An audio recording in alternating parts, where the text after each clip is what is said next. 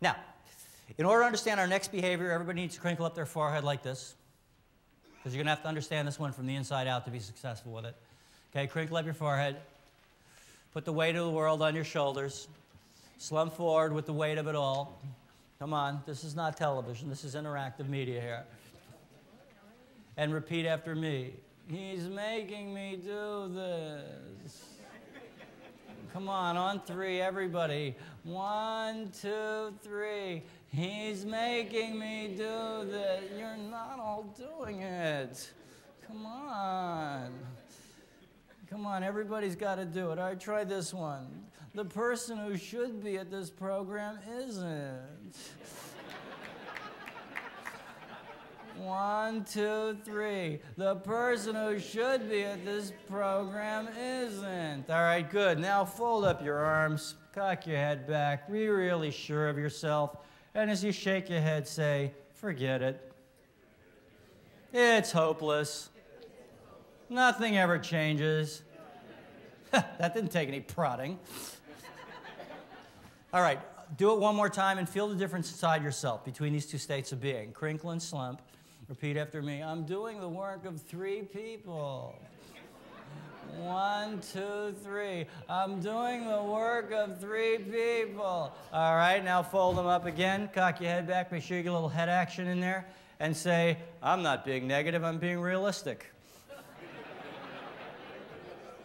Let's do it together. 1, 2, 3. I'm not being negative, I'm being realistic. You feel a difference here? This is whining. This is negativity. This is helpless, but maybe if I annoy you, you'll do something. This is hopeless. Same genus, different species. And in a way, negativity is fossilized whining. Goes on, what's the use? Why bother? A lot of what applies to one applies to the other. We'll look at whining specifically first, though everything I'm going to tell you about whining right now will also apply to negativity. And then we'll look at the special case of being negative. Your goal if people are whining is to get them to problem solve. And then this is really, in a way, true with negativity. See, the root of whining is a feeling of being helpless. The root of negativity is a feeling of being hopeless. If you just take care of it, you don't address that. But if you can set up a situation where they have to problem solve, that addresses helpless and hopeless, and you can get whining or negativity to go away. If you can't get that result, your secondary goal is get them to go away. Well, here's the bad news. You'll have to begin by listening to them, but then you'll interrupt. How will you know when it's time to interrupt them? How will you know when it's time to interrupt them? How will you know when it's time to interrupt them? When they repeat themselves. When people whine or when they are negative, there's a tendency to do it in endless loop tapes. These tapes are going to go around as many times as you allow them. Let them come around once, but as soon as you're hearing something you already heard in this sitting, that's your signal to interrupt. You say, excuse me, interrupting. I just want to make sure I understand. Statement of intent. So you're saying blah, blah, blah, blah, blah, blah, blah, blah, blah, and you give a complete backtrack summary of everything you've got so far, and you blend by showing you've listened. Then you dig in, and with patience and persistence, you clarify. And what you want to do is break down the big generalizations to specifics. But just because you ask for specifics doesn't mean they're going to give them to you. In fact, you must expect that they're not. If you say, what's wrong? They say, everything's wrong. Okay, but what specifically is wrong? Well, all of it. When does it occur? It happens all the time. Who's doing it? Everybody. What have you tried? Everything. Have you been there? This is par for the course with whining and negativity. You will go 5 questions, if not 7, spinning your wheels, going absolutely nowhere. You've got to expect this because the natural human response to this is to bail out after 3 questions and offer a solution. Do not bail. Your goal at this stage is to outlast them. Even if that means recycling questions you've already asked. See, here's natural human behavior. As conscious communicators, what do? We stop at 2 or 3 red lights on the way someplace. We say, all the lights are red today. We meet 2 or 3 people in a bad mood. Everybody's in a bad mood today.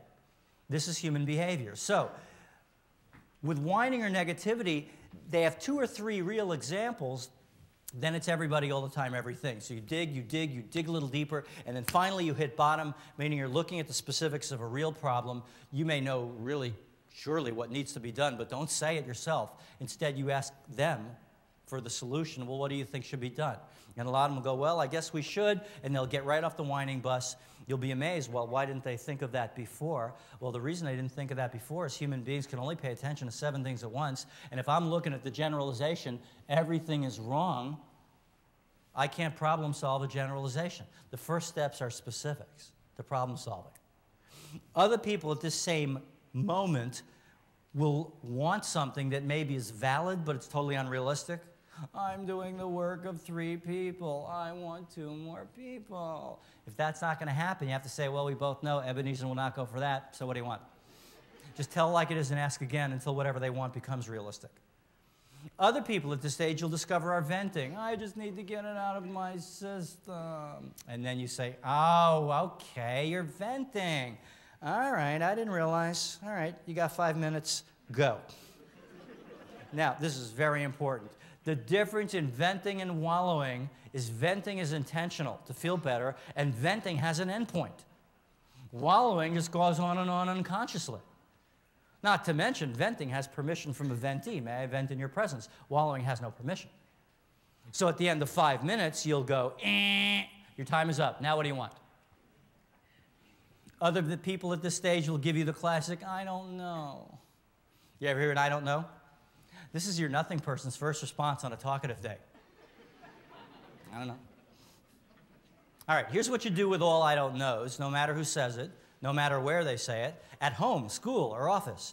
You say to them, guess, make something up. If you did know, what would it be? And then give an expectant look like this.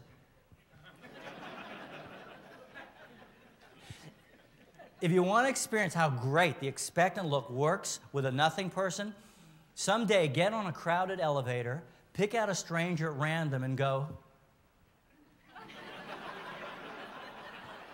they confess to all kinds of funny things.